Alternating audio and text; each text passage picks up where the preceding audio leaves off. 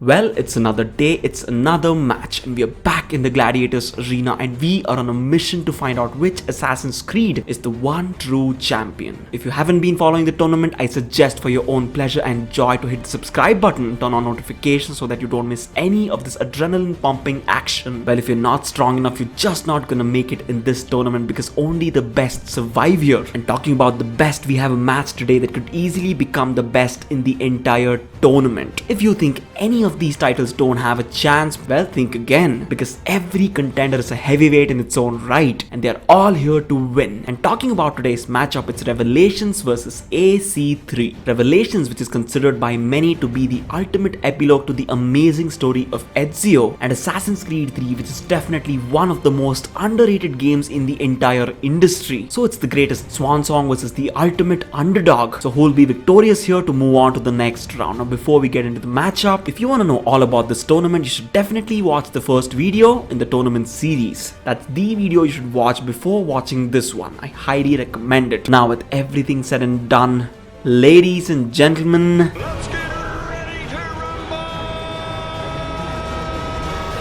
here we go. Round 1 for the visuals. Even though Assassin's Creed 3 was the immediate successor of Revelations, the difference between them is night and day. Revelations is very much comparable to Brotherhood, and even though the atmosphere is a little different, they are very much alike. But Assassin's Creed 3, well, it's just a different animal, and 3 takes this round all too easily. It's so much superior to Revelations, it's mind-blowing. It's not one of the most underrated for no reason, and the kind of strike it unleashes on Revelations in the very first round, well, can Revelations even recover from this? I'll be honest with you, even today Assassin's Creed 3's graphics really hold up. It'll make you wonder, how can this game be so hated? It really is mind-blowing, and the first round goes to AC3. The second round is for the story. Well, this is a difficult one. The ultimate epilogue versus Connor's heartfelt story. Well, none of them seem to go down. Who's gonna win this round? On one side we have the ending to the quintessential hero Ezio Auditore, and on the other side we have the story of the innocent and yet fierce boy from the woods, Connor Kenway. But if you take all things into consideration, after a lot of swinging at each other, Assassin's Creed Revelations wins. When you consider the way they've taken the story and ended it, it's just astonishing as to how good it really is. Now, I'm not taking any credit away from Assassin's Creed 3, but as far as this matchup goes, it cannot, and I repeat, it simply cannot compete with Revelations. Because if you've played it, you'll know it's something else, isn't it? It's magical, it's emotional, it'll really make you cry, and this story will be left with you forever. Definitely Revelations win this round and the point. They're both 1 point each now. Third round is for the character designs. Even though Revelations won the previous round valiantly after a lot of struggling, too much was taken away from it. It falls flat on its face in this round. The character designs of Assassin's Creed 3 are leaps and bounds ahead of Revelations. There's no doubt about it. Well, this kick connected hard. Revelations probably has broken ribs now, because in the first round the visuals completely obliterated that of Revelations, and in this round the character designs are so superior, Revelations simply cannot compete. See, in Revelations, Ezio, Yusuf, Sofia, these people look good. I'm not saying they're bad at all, but when you consider Assassin's Creed 3, pretty much every character design is out of this world. Haytham Kenway, Connor Kenway, Charles Lee, George Washington, even Desmond's character design has been improved so much from Assassin's Creed Revelations, it's mind-blowing. And they've captured the essence of these characters perfectly in the designs. Well, this round ended far too quickly, and Assassin's Creed 3 takes the point. 1 point for Revelations, 2 points for Assassin's Creed 3. And now the combat. The Ezio era combat is definitely not on the level of the combat in Assassin's Creed 3. Another hard ride by AC3, but that's not a good thing for Revelations. The honest truth is, from Brotherhood to Revelations, improvements were marginal at best. But at the same time, the improvement from Revelations to Assassin's Creed 3, they were astronomical. They took almost every single aspect and made it better. How is it possible for Revelations to compete with its clear superior in most aspects? Not all of them, but most. But that cannot be an excuse, because just in the previous match, Assassin's Creed 1 beat Rogue. So clearly it's the developers' fault in not making sure Revelations has the best of everything. You know what? They were clearly focused heavily on Assassin's Creed 3, and it definitely paid off. The combat in 3 feels smooth, exciting, and diverse all at the same time, and that's the kind of quality the combat of Revelations is sorely lacking. The combat round without a doubt goes to AC3. But you know what? Connor's game is really starting to take the lead. Revelations is still sitting at 1 point, whereas AC3 is already miles ahead with 3 points. Well, the growing difference in scores will only make the task more difficult for Revelations, but will the next round bring any good news? Because it's it's for the parkour. And this round will give you another example of how the developers ignored Revelations. Once again, too much from Assassin's Creed Brotherhood, but only the superficial parts, because the core of Revelations is solid, but they did not improve the things at the surface level one teeny tiny bit. What a disservice to such a great game. Well, Ubisoft really tied Revelations' hands behind its back, and AC3 did not hold back. It did punch Revelations hard or what? What a blow, what a strike, extraordinary. Because the parkour in AC3 is just that much better. Once again, it was heavily prioritized, and rightfully so. It was the next big project, and GoldenEye Connor got all the attention in the world. But the bad news for Revelations is AC3 now has 4 points. That's 3 more than Revelations has. At this point, it feels like all hope is lost. Will Revelations be able to get back up? Let's find out, because the next round is for the music. The music of both these games is absolutely phenomenal. Well, Revelations is finally beginning to block, and it's also starting to dish out some punches of its own, because some tracks in Revelations are just so magical. The unfortunate fact of the matter for Assassin's Creed 3 is the music of 3 simply cannot compete with that of Revelations. No freaking way. You can condemn this old title all you want, but the music of this game, my god, was it amazing? Was it heart-touching or what? It conveyed the entire scenario of the game with just its tunes. Now, how rare is that? Again, I'm not discrediting 3. It really put up a good fight here, but in this round, the magic proved to be too much for AC3 to handle. Well, finally some good news for Assassin's Creed Revelations. It takes the round and the point. Revelations is at 2 points, Assassin's Creed 3 at 4 points. And now for the next round, the big one, round 7 for the better protagonist. Well, it's now the moment of truth. Ezio Auditore versus Connor Kenway. And even though long before Revelations released, Connor was the golden boy, the successor, the next big thing. He simply is not able to compete with the excellence of Ezio Auditore, because Ezio probably ranks amongst the top 10 in the entire gaming industry. Now, how do you compete with something like that? He's just a juggernaut. And when it comes to protagonists, Ezio really is a Godzilla. You simply cannot compete with his being. But you know what? Revelations had an ace in the hole, and that paid off massively. A massive, devastating blow to Assassin's Creed 3. Now, Connor put up a decent fight, but he was just so terribly underwritten. It was an easy round for Revelations to win. And now for the antagonist. The problem here is Revelations did not even have a proper antagonist. Prince Ahmed was just so lackluster. How can he compete with Haytham Kenway? If Ezio is the Godzilla of protagonists, Haytham definitely is the Godzilla of the antagonists. He's the most complex, layered and nuanced antagonist in the entire series, bar none. I mean, for God's sake, this man pulled half of the supporters of the Assassins towards the side of the Templars, because during his run as the antagonist, I briefly felt like maybe the Templars are the ones who are actually doing some good in the world. The character is just so powerfully written, he simply steamrolled over Prince Ahmed, and Haytham Kenway easily landed the win for Assassin's Creed 3 in this round. Well, honestly, it's an insult to put Haytham Kenway against an inferiorly written, completely ignored character like Prince Ahmed, and AC3 knocks down Revelations with one single punch. Let's see if Revelations can get back in the fight in the next round, because the 9th round is for the side characters. Now, there is a huge problem here. Revelations had only 3 memorable side characters in the entire game. That's it.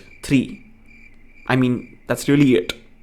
But on the other hand, Assassin's Creed 3 has an entire army of amazing side characters. Sam Adams, Paul Revere, Achilles Davenport, the entire Davenport clan, George Washington, Charles Lee, John Pitcairn, Thomas Hickey, William Johnson, and on and on and on we go. The punches keep raining down upon Revelations. It simply cannot withstand this beating. And Assassin's Creed 3 completely obliterates Revelations in this round. There's no doubt about it. It's down on its knees, and maybe it cannot even recover, but even if it does, there's no point fighting the last round, because Assassin's Creed 3 already has 6 points, whereas Revelations has only 3. Well, guess what? Assassin's Creed 3 won with 1 round left. But just to give respect to this old fighter, we're gonna have the last round anyways. The last and the 10th round, which is for the ending. Now, if you pit Assassin's Creed Revelations ending against 3's, the God's honest truth is Revelations wins every single time. But that's some redemption for this old warrior. Not only did it give a fitting final act to the amazing story of Ezio, it also gave us a proper ending to Altair's story. But whereas 3's ending, it was good. I won't say it's bad in any way, but the question is, was it good enough to beat Revelations? It was simply not. And in actuality, it cannot be, because Ezio had 3 games to build himself up to that climax, but Connor had 1 game and just a few hours. So realistically, it was not even possible. And with that, we come to the end of this fight, guys. Assassin's Creed 3 really knocked down Revelations hard, and Revelations is unfortunately eliminated from the tournament. But Assassin's Creed 3 wins here,